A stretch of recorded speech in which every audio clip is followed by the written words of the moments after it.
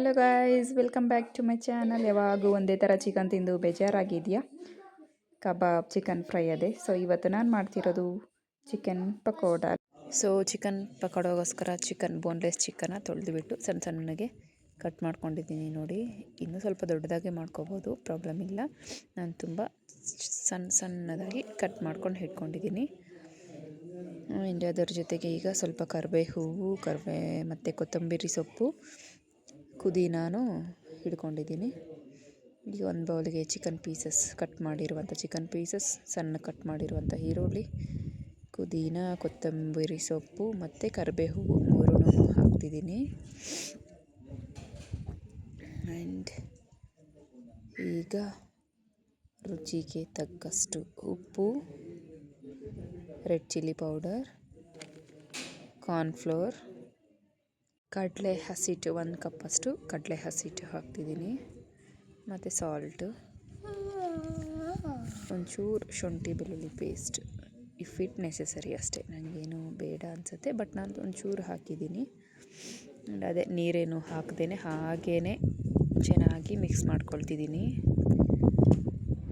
ಚೆನ್ನಾಗಿ ಮಿಕ್ಸ್ ಮಾಡಿಕೊಂಡು ನೋಡಿ, ಒಂದು ಡ್ರಾಪ್ ಅಷ್ಟು ನೀರು ಸಹ ಹಾಕಿಲ್ಲ.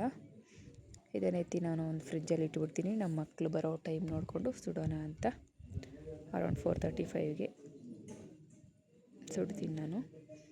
ಆ್ಯಂಡ್ ಈಗ 4:30 ಆಗ್ತಾ ಬಂತು.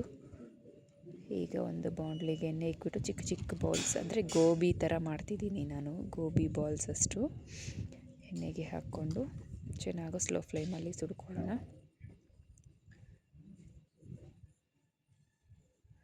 ಒಂದೊಂದು ಹಾಗೆ ಹಾಕ್ಕೊಂಡು ಚೆನ್ನಾಗಿ ಮಿಕ್ಸ್ ಮಾಡ್ಕೊಂಡು ಸುಟ್ಕೊಂಡ್ರೆ, ಸ್ಲೋ ಫ್ಲೇಮಲ್ಲಿ ಸುಡಿದ್ರೆ ಚೆನ್ನಾಗಿ ಬೇಯುತ್ತೆ ಒಳಗಡೆ ಎಲ್ಲನೂ.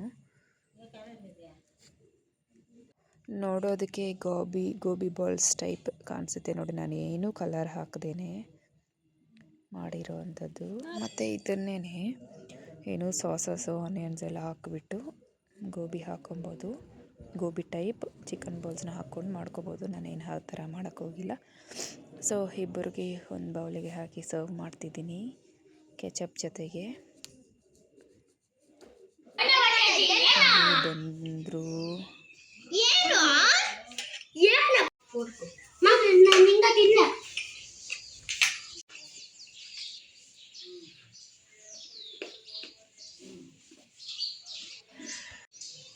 ಬಿಸಿ ಬಿಸಿ.